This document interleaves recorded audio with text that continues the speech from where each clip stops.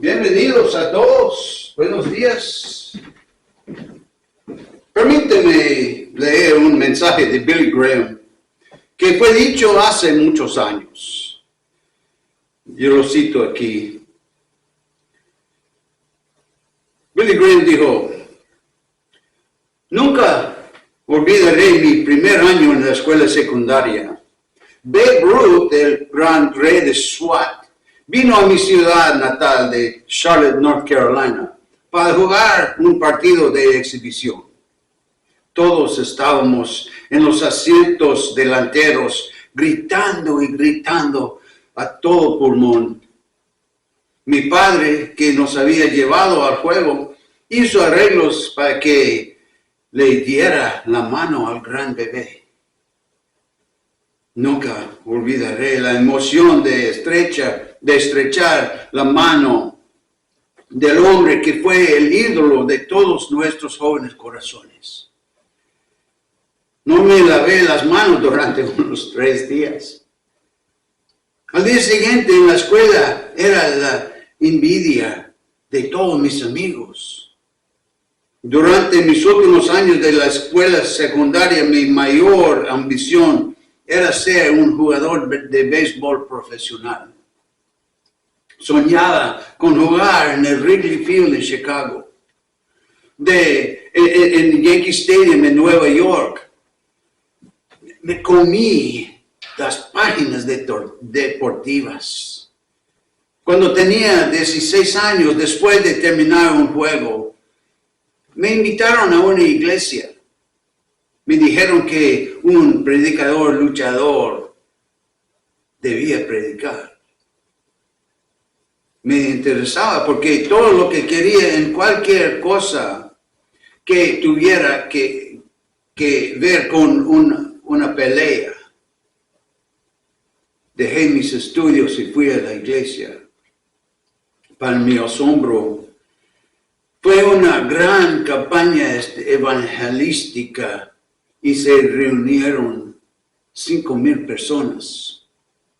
Me senté en la parte trasera del edificio observando con curiosidad todos los extraños sucesos. No estaba muy seguro de lo que sucedería a continuación. Siempre había pensado que la religión era más o menos cosa de mariquitas. Y que un tipo que iba a ser atleta no tendría tiempo para esas cosas. Era adecuado para los ancianos y las niñas, pero no para los verdaderos He-Men, con sangre roja en sus venas. Había ido a la iglesia un poco, pero eso es todo. Un hombre grande y gigante se puso de pie y comenzó a predicar de una manera que nunca había oído predicar a un hombre. A la mitad de su mensaje señaló directamente en mi dirección y dijo: "Joven, eres un pecador". Pensé que me estaba hablando a mí, así que me agaché detrás de la persona que estaba frente de mí y oculté mi rostro. La idea de que me llamara pecador. Bueno, soy tan bueno como cualquiera, me dije a mí mismo. Vivo una vida buena, limpia, saludable y moral. Incluso soy miembro de una iglesia, aunque rara vez voy. Pero luego comenzó a citar las escrituras. Todos pecaron y están destituidos de la gloria de Dios. También dijo: "No hay justo ni aun uno", y otros versículos. Por primera vez en mi vida me di cuenta de que era un pecador, que mi alma estaba destinada al infierno y que realmente necesitaba un Salvador. Pero cuando me hizo la invitación, salí corriendo en la noche y me dirigí a mi casa. Nunca olvidaré la lucha que siguió. Toda la noche luché y luché. Al día siguiente apenas podía esperar que llegara la noche para poder volver al servicio. Esta noche me senté cerca del frente. Cuando el predicador se levantó, esta vez pareció sonreírme. Dijo en tonos muy tiernos que Dios nos encomienda su amor, en que siendo aún pecadores, Cristo murió por nosotros. Pensé, esto es para mí. Soy un pecador. Dios me ama. Cuando me hicieron la invitación, me dirigí al frente con otros. Le di mi mano al predicador y mi corazón al Salvador.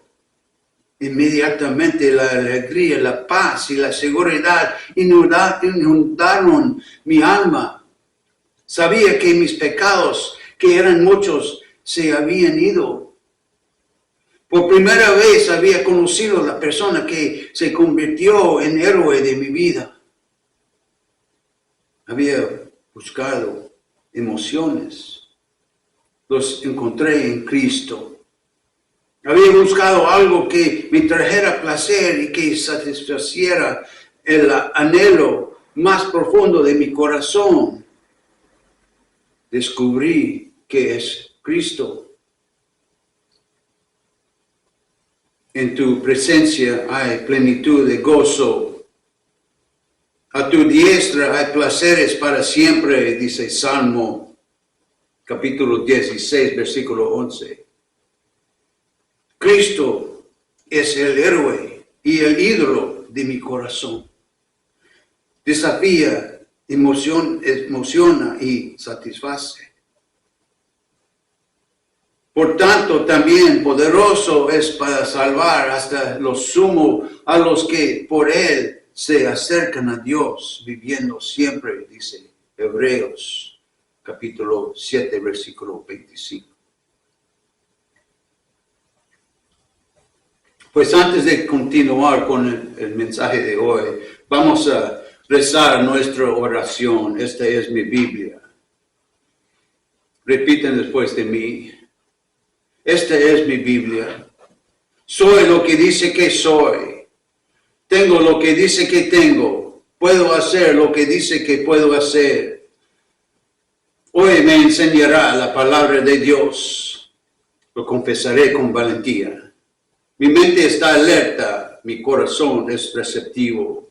Nunca volveré a ser el mismo. En el nombre de Jesús. Amén. Pues 12 reporteros de una revista nacional fueron enviados a interrogar a sus compatriotas de los Estados Unidos, de todos los ámbitos de la vida sobre la moralidad privada y pública. Hicieron preguntas sobre trampas, sobornos, hurtos en tiendas y reclamos de seguros falsos, sobre las cosas que la gente haría si estuviera seguro de que no la atraparían. Las respuestas fueron sorprendentes.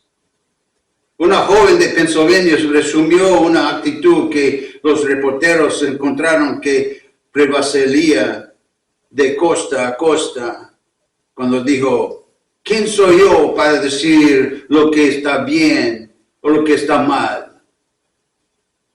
La idea se hizo eco en un artículo especial titulado Moralidad de los Estados Unidos. Se designó un editor para hablar con pensadores y líderes sobre hacia dónde se dirigían los Estados Unidos. Sus opiniones. Nos dirigimos hacia el peligro. Estamos en medio de una crisis moral porque la mayoría de los estadounidenses que quieran tratar de vivir una vida moral ya no pueden estar seguros de lo que está bien o lo que está mal. Un líder político ha dicho: nuestro mayor peligro es el declive de las convicciones religiosas y del carácter moral. Esto es más grave para nuestro futuro que las amenazas externas y a las que nos enfrentamos. Muchos de los Estados Unidos reflexivos nos están advirtiendo con declaraciones que recuerdan a los profetas llameantes de la integridad que predijeron la perdición de las naciones que se negaron a cambiar en su curso moral. Una de las mayores necesidades de los Estados Unidos hoy en día es recuperar la dureza y la disciplina en nuestras vidas. No hemos vuelto reacios a seguir un curso si no es popular, incluso si en el fondo sabemos que es correcto. Si las probabilidades son de 10-1 a nuestro favor, tomaremos una posición, pero si hay algún riesgo involucrado en defender lo que sabemos que es correcto, jugamos a lo seguro.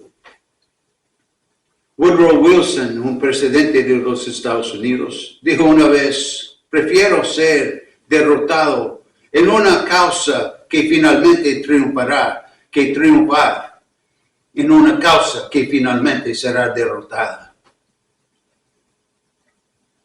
Pero hemos tocado la otra cara de este disco, diciendo: no voy a ir en contra de la corriente de la opinión popular, porque prefiero ser querido que tener razón.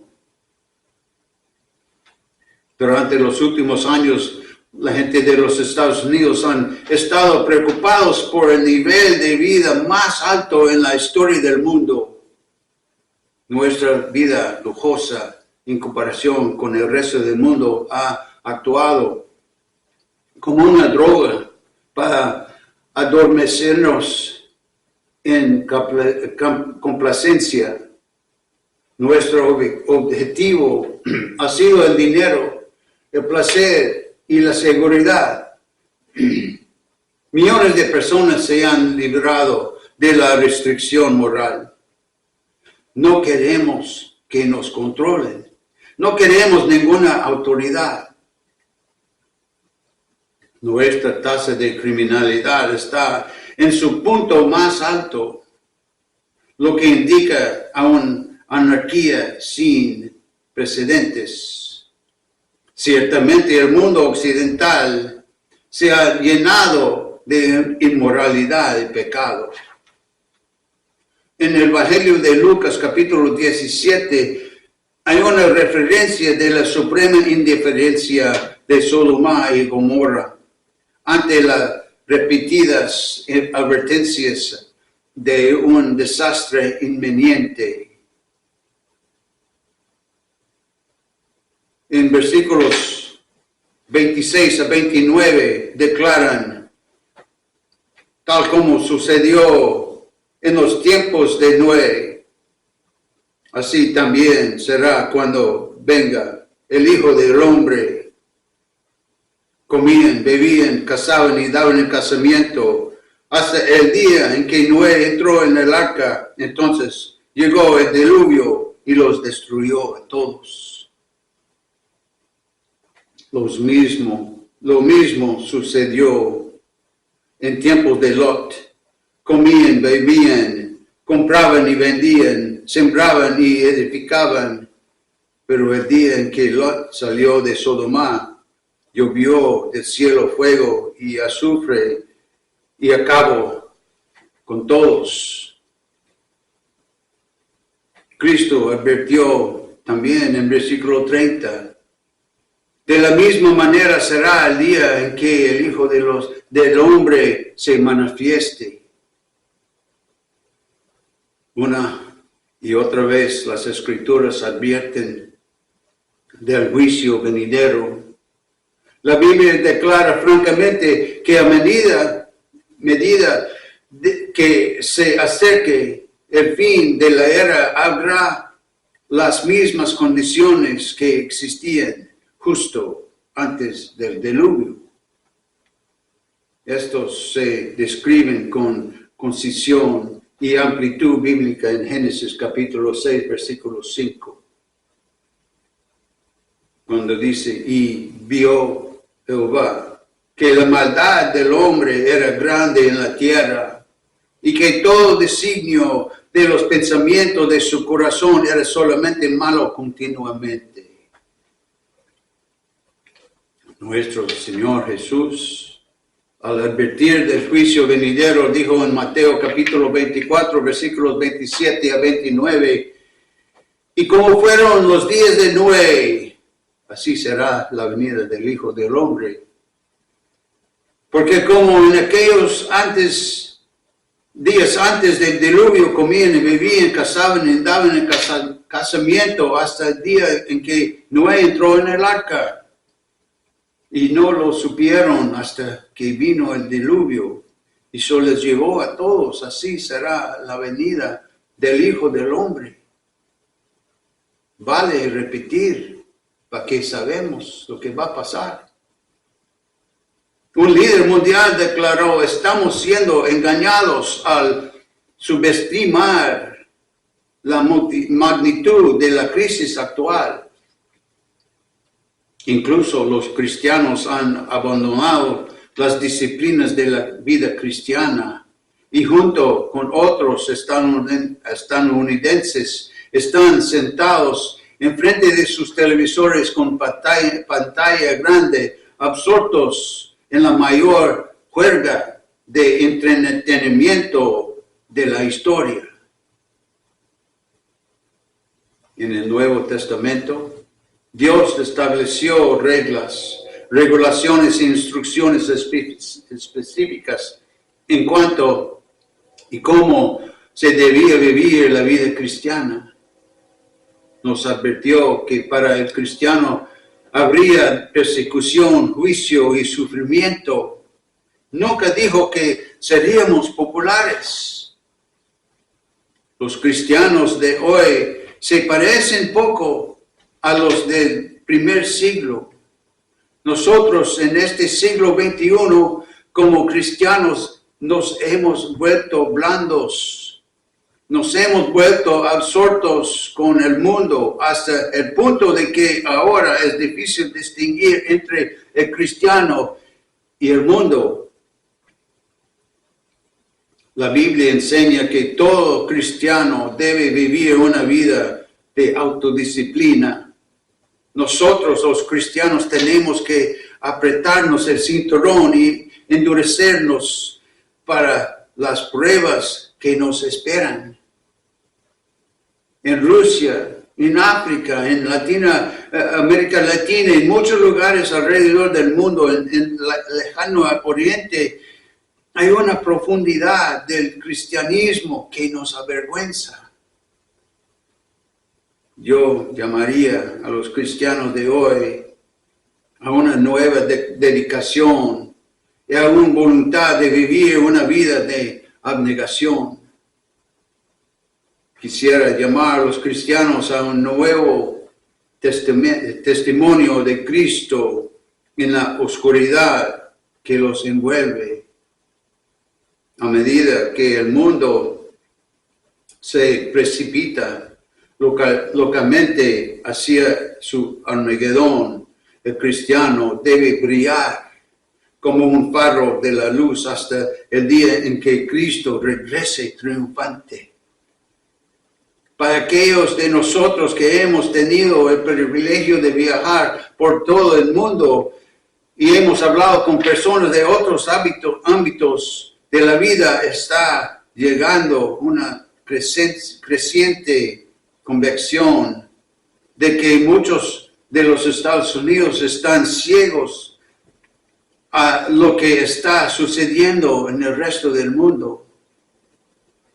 Estamos en medio de una gran crisis.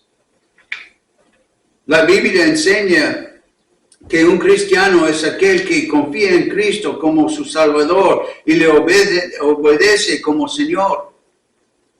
La confianza lo lleva al reino, pero la obediencia y el amor de Dios son las insignias de la ciudadanía. La vida cristiana es una feliz ceguera de la confianza y el trabajo, el descanso y el esfuerzo, el recibir y el hacer. Está lo que Dios hace y está lo que nosotros debemos hacer por nosotros mismos. ¿Es cierto? Es en cierto sentido como la cosecha de trigo de un granjero. Es un regalo de Dios, pero la apropiación de ese don requiere trabajo duro y esfuerzo extenuante. Dios puede darle a una persona el don de la música, pero se necesita mucha práctica para que ese don cobre vida. Como dice un refrán, ¿cómo se llega al Carnegie Hall? Práctica, hombre, práctica. La salvación es, en efecto, un don de Dios, pero hay un sentido en el que obramos nuestra propia salvación con temor y temblor. Su acción creadora se lleva a cabo a través de nuestra acción obediente y Él es capaz de obrar cuando nosotros trabajamos. Recibimos la nueva vida como un regalo gratuito, pero debemos practicar esa vida si queremos vivir una vida victoriosa sin una disciplina cuidadosa. El Nuevo Testamento usa una serie de verbos para describir este tipo de vida. Se nos dice que como cristianos debemos luchar, correr, esforzarnos, sufrir, soportar, resistir, agonizar y mortificarnos. Estas son palabras que denotan claramente un esfuerzo extenuante y una acción vigorosa. Cuando hablamos de la fe cristiana nos referimos, por supuesto, a ciertas creencias y doctrinas. Estos son de gran importancia. La vida cristiana presupone la convicción cristiana, pero desgraciadamente es posible tener creencias que no se expresan en la conducta. Esta creencia de la cabeza se confunde a menudo con la verdadera fe. La simple verdad es que uno realmente cree solo aquello sobre lo que actúa. Cuando vemos a una persona que se llama a sí misma cristiana evangélica, pero no vive la vida cristiana, una vida caracterizada por el quebrantamiento, la ternura y el amor. Recuerdo las palabras de Jesús cuando Él dijo en Mateo capítulo 7, versículo 16, por sus frutos los conocerán. Después de nacer de nuevo, debemos demostrar nuestra fe por nuestras obras. Como dice en el libro de Santiago, capítulo 2, versículo 17, la fe sin obras es muerta. Los cristianos eficaces de la historia han sido hombres y mujeres de gran disciplina personal. La conexión entre las palabras discípulo y disciplina es obvia. Para ser discípulos verdaderos y eficaces de Cristo, debemos tratar de disciplinar nuestras vidas y caminar como Él caminó. El progreso de la iglesia no se ha visto obstaculizado tanto por nuestras palabras y nuestros credos, sino por nuestro andar, nuestra conducta, nuestra vida diaria. Necesitamos un avivamiento del ejemplo cristiano, y eso solo puede venir cuando los que profesan ser seguidores de Cristo comiencen a practicar la disciplina cristiana. Pues, ¿por dónde empezamos? Comenzamos cuando encontramos la vida de Cristo en nosotros y usamos una disciplina estricta que nos lleva a una vida plena, rica y completa y profundamente satisfactoria. Hay muchas áreas de nuestra vida que necesitan disciplina. Mi hermano Joe vino aquí hace unos meses para decirnos y hablar de su testimonio. Ha estado trabajando con una cooperación muy grande aquí en Iowa durante casi 30 años. Pero no fue hasta que se involucró en la obra misional que encontró esa vida verdadera, completa y satisfactoria. Pues, ¿cómo hacemos? Pues primero, hay disciplina mental. La Biblia indica claramente que nuestras facultades mentales deben ser puestas bajo el control de Jesucristo. En Filipenses capítulo 2, versículo 5 dice, haya pues en ustedes este sentir que hubo también en Cristo Jesús.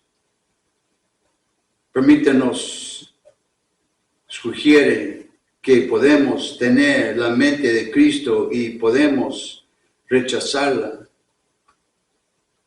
La mente humana no puede ser un vacío. Estará lleno de bien o de mal. Será carnal o semejante a Cristo.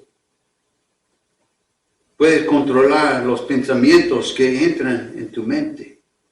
Negativamente, la mente debe apartarse de todo mal. Debemos elegir el tipo de programas de televisión que vemos. Debemos tener cuidado con las cosas que leemos. Las cosas en las que pensamos, las cosas que ocupan nuestras ensoñaciones. Positivamente, la mente debe estar preparada en las cosas que están arriba. No es suficiente que saquemos los malos pensamientos de nuestras mentes. Los pensamientos piadosos deben ser puestos en la lectura de la Biblia, la oración, la escucha de mensajes cristianos y la comunión con otros cristianos. Segundo, está la disciplina del cuerpo. En Romanos capítulo 12, versículo 1, Pablo, que era un espléndido ejemplo de cristiano disciplinado, escribió, les ruego pues, hermanos, por las misericordias de Dios, que presenten sus cuerpos en sacrificio vivo, santo, agradable a Dios, que es su culto racional. Puesto que nuestros cuerpos deben ser templos del Espíritu Santo, deben ser dignos de aquel que habita dentro de nosotros. Debemos orar como lo hizo una vez Jeremy Taylor cuando él oró, que mi cuerpo sea un siervo de mi espíritu, y tanto el cuerpo como el espíritu siervos de Jesús. Cuando sirves al pecado, tu cuerpo está dedicado al servicio del pecado. Tus apetitos agitados por Satanás se enfurecen sin freno. Sus impulsos creativos dados por Dios son sacrificados a Satanás en el altar de la lujuria. Un pecador es, en cierto sentido, un hombre dedicado, entregado a sus apetitos y deseos egoístas. Pero cuando Cristo entra en nuestros corazones, Él quiere que le entreguemos nuestros cuerpos. Nuestro cuerpo humano es a menudo un sirviente rebelde. Solo a través de una disciplina rígida somos capaces de someterla completamente a Cristo. Debemos cuidarnos de los apetitos que pudren la conciencia, destruyen el alma y debilitan nuestro testimonio de Él. Tal vez muchas cosas son lícitas, pero son aconsejables.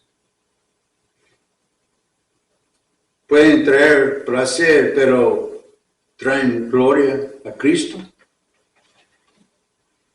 Pablo estaba tan deseoso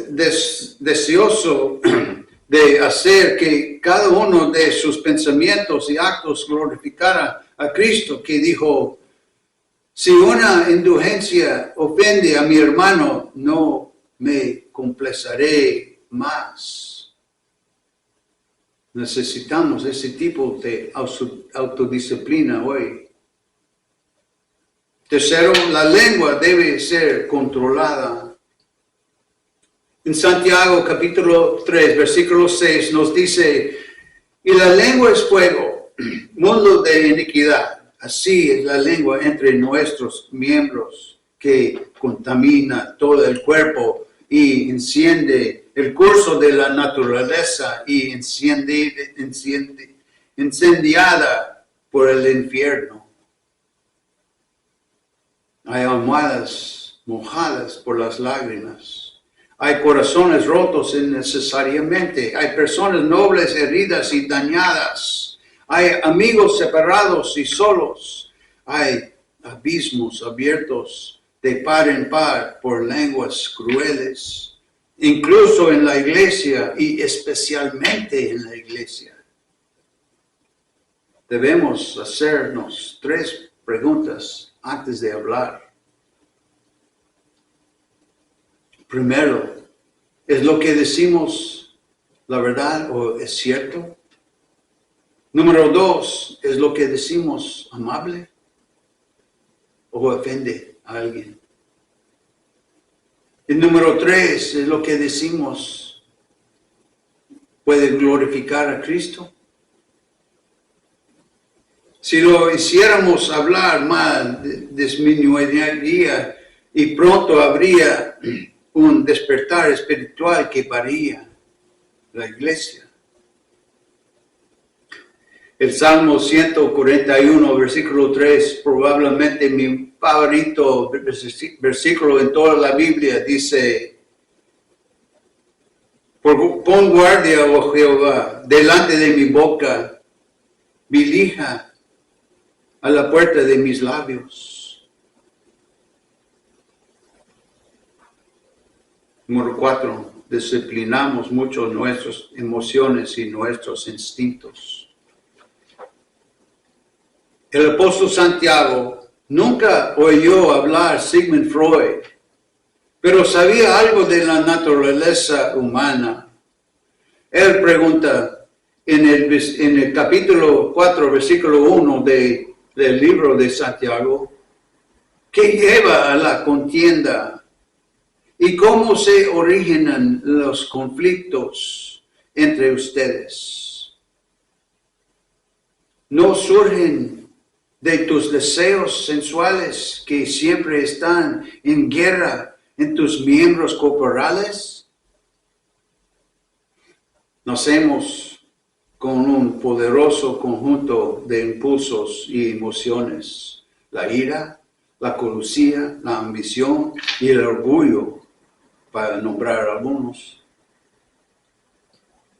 Algunos afirman que debemos darles rienda suelta y dejar que nuestros instintos inferiores tengan el control.